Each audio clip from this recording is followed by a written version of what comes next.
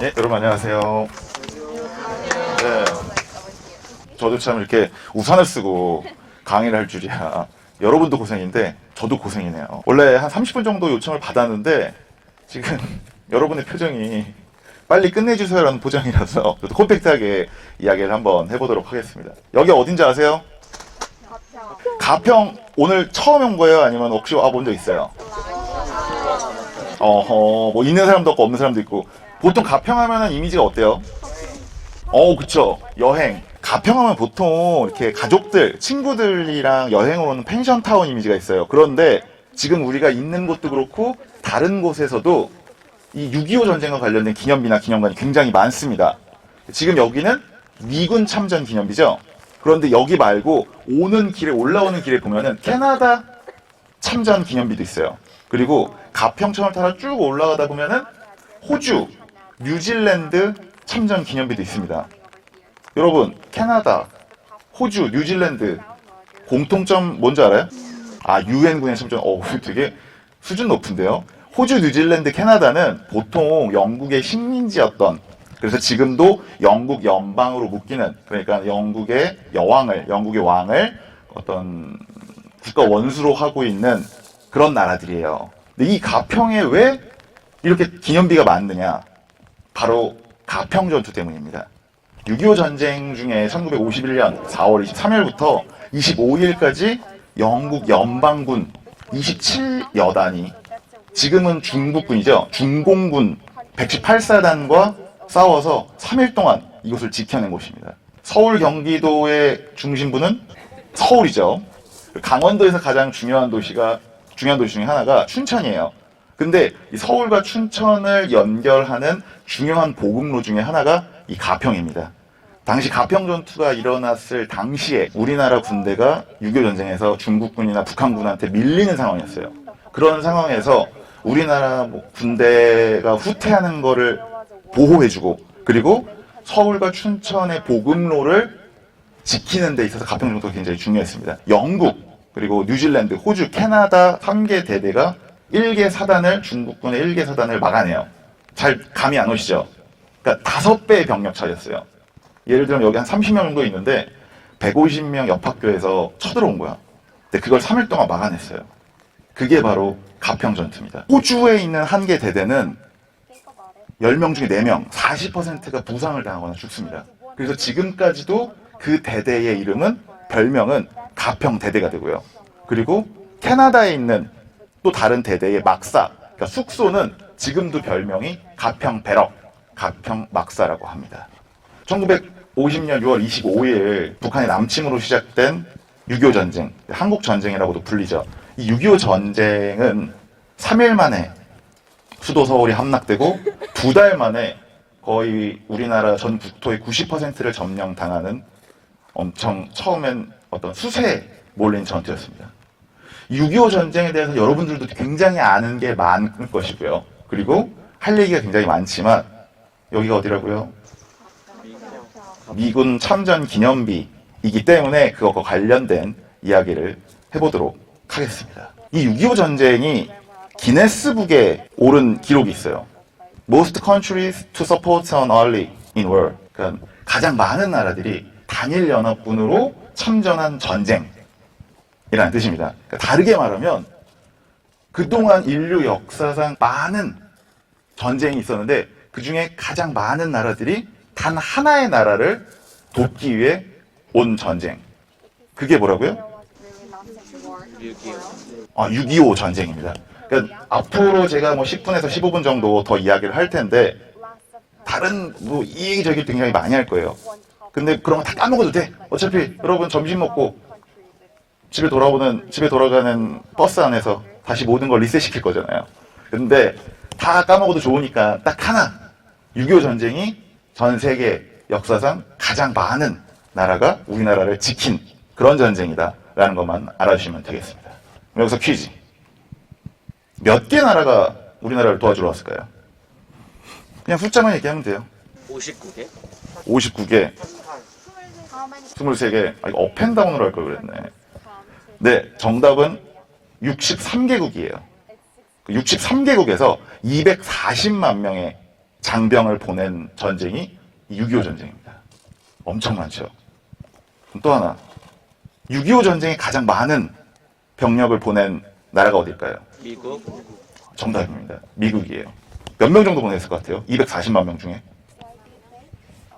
뭐라고요? 178만 9천 명이에요. 엄청나죠? 그 중에 거의 200만 명 가까운 병력 중에 3만 명이 전사를 하고요. 약 10만 명 가까이가 부상을 당합니다. 그만큼 엄청나게 많은 병력과 많은 희생이 미군에게 있었죠. 여러분 혹시 야구 좋아해요? 뭐 좋아하는 친구들도 있고 안 좋아하는 친구들도 있는데 메이저리그가 어떤 리그인지는 알죠? 미국에 있는 야구 리그, 전 세계에서 가장 유명하고 뛰어난 선수들이 있는 리그잖아요. 그 메이저리그에서 뛰고 있는 선수 중에 한 명이 6.25 전쟁에 참전을 했다가 전사하는 경우도 있었어요. 어떻게 세계 최고 야구 선수 중 한 명이었는데 6.25 전쟁에서 전사를 하신 거죠. 그러니까 밤 네이버스라는 선수는 6.25 전쟁에서 폭격기 조종수로 참전을 해요. 밤 네이버스가 몰던 폭격기가 경폭격기, 그러니까 조금 작고 가벼운 폭격기예요. 그러다 보니까 멀리서 위에서 쏘는 게 아니라 좀 이렇게 저공 비행이라고 해요. 낮은 곳에서 비행을 하면서 전투를 하다 보니까 그 경폭격기에는 희생이 굉장히 많았습니다. 밤 네이버스도 야간에 적의 후방 보급소를 공격하러 출격을 했다가 돌아오지 못하고 사망을 합니다. 그리고 미군 중에는 그런 경우도 되게 많았어요. 부자가, 그러니까 아빠와 아들이 동시에 한국을 위해 왔다가 뭐 아버님이 돌아가시거나 아들이 죽는 그런 상황도 있었습니다. 그 월턴 해리스 워커 장군이라고 미 8군 사령관, 그러니까 주한미군 사령관, 다시 말하면 한국에 주둔하고 있는 미군의 사령관, 이제 전 국토의 90%를 점령당하고 낙동강이 어딘지 아나요? 경상도에 있는 그 낙동강에서 이제 방어선을 구축하고 이제 우리나라 제주도로 도망가야 되나? 아니면 다른 나라의 망명정부를 세워야 되나? 그렇게 고민하고 있던 찰나에 그 워커 장군이 낙동강 방어선을 돌아보면서 그런 얘기를 합니다. 내가 여기서 죽더라도 이 나라는 꼭 지키겠어. 멋있죠? 네. 이 말 때문에 낙동강 방어선이라는 이름의 영어 별명이 워커 라인이 됩니다. 워커가 꼭 지키겠다라고 선언한 라인. 근데 이 워커 장군이 결국에는 낙동강 방어선을 잘 지키고 반격에도 성공을 하는데 1950년 12월 23일이었나요? 아들이 훈장을 받는다 그래서 이동 중에 교통사고로 사망을 합니다. 미국의 장례 관습 중에 하나가 돌아가시면 반드시 본국으로 소환을 해서 장례식을 치러야 하는 관습이 있거든요. 그런데 그 아들인 샘 심즈 워커가 이제 중대장으로 직접 북한군이랑 총을 싸우면서 싸웠는데 너 이제 아버님이 돌아가셨으니까 미국으로 돌아가서 장례식을 치러라 라고 말하는데 거부합니다. 여기서 계속 싸워야 한다고. 계속 그걸 실랑이를 하다가 마지막에 유엔군 사령관인 메가더 장군이 안 된다. 너 제발 돌아가라. 그래서 돌아갔다가 장례를 치르고 다시 한국에 돌아와서 1년 동안 또 복무를 하고 그리고 미국으로 돌아갑니다. 이 아들 워커가 나중에 또 장군이 되면서 미국 육군 사상 처음으로 부자가 육군 대장에 오르는 그런 기록도 세웁니다. 반대로요. 장군 중에 한 명이 외동아들이 하나밖에 없는데 그 아들을 한국전쟁에서 잃기도 해요. 벤플린트 장군이라는 장군이 있었습니다. 실제로 미군에서는 반드시 복무 중에 군대에서 외국 파병을 한 번은 나가야 돼요. 한 번 나가면 더 안 나가도 돼. 그 장군의 아들인 벤플린트 주니어는요. 근데 그리스에서 우리나라처럼 내전이 일어나서 이미 그 벤플린트 주니어는 한 번 갔다 와서 또 해외 파병을 갈 필요가 없었거든요. 그런데 탄원서를 제기해요. 나 가고 싶다고. 보내달라고. 그래서 또 6.25 전쟁에 옵니다.